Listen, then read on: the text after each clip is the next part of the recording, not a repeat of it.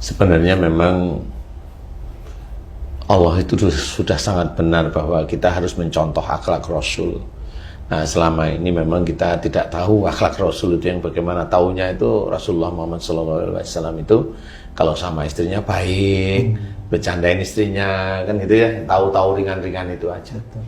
Tapi intinya adalah kalau dari sisi akhlak yang selama ini alhamdulillah diizinkan oleh Allah Ta'ala, saya ketahui itu yang berhubungan dengan lutut ini berhubungan dengan keluasan di dalam mengatur rumah tangga. Saya melihat tubuh itu adalah kayak seperti keluarga, kemudian lutut itu dipergunakan untuk berjalan, jadi istilahnya lutut itu dipergunakan untuk mengatur rumah tangga, mengatur ya, istri kepada suami, suami kepada istri, khususnya seperti itu, mengatur rumah tangganya itu mau dibawa kemana nih, mau ngikutin suaminya atau ngikutin istrinya, itu lutut istilahnya. Maunya kemana kan arahnya gitu, bisa ke sana, bisa balik, itu kan lutut ya, disuruh ajak jalan. Nah, kalau ada seseorang yang lututnya krepek-krepek atau kena osteoporosis, osteoporosis itu ya pengapuran, kemudian itu kenapa? Sebenarnya memang dokter sudah betul bahwa di sendi lutut itu panas, sehingga olinya habis katanya. Pelumasnya tuh. Pelumasnya habis katanya. Jadi kalau ada kamu mamanya punya bengkel mobil, isi aja sama pelumas mobil itu ya. Gemuk Ya, atau laker itu ya. Tapi kan untuk manusia beda, ada cairan untuk nyuntik. Tapi itu tidak menyelesaikan masalah. Oke, orang-orang tertentu itu hanya dingin. Memang betul dingin itu.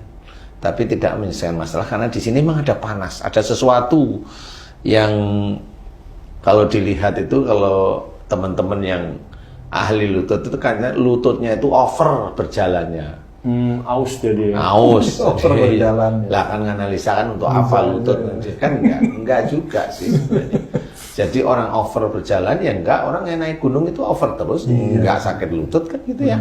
Orang dari kecil sampai tua berapa puluh tahun jalan terus. Ya jalan terus kan gitu ya. Ada yang enggak apa-apa, ada yang ini, ada yang over, ada enggak. Insya Allah bukan dari situ. Tapi kalau memberikan analisa seperti itu monggo aja, ya monggo aja. Tetapi kalau kita melihat dari sisi akhlak, dari sisi Islam, nah ini hubungannya adalah di dalam mengatur rumah tangga, itu kunci nomor satu. Kemudian apa yang terjadi kalau lututnya sakit? Depan nih ya, bukan belakang. Depan. Berarti di dalam mengatur rumah tangga itu, kalau di depan itu ada unsur berani, ada unsur menyerang, berani.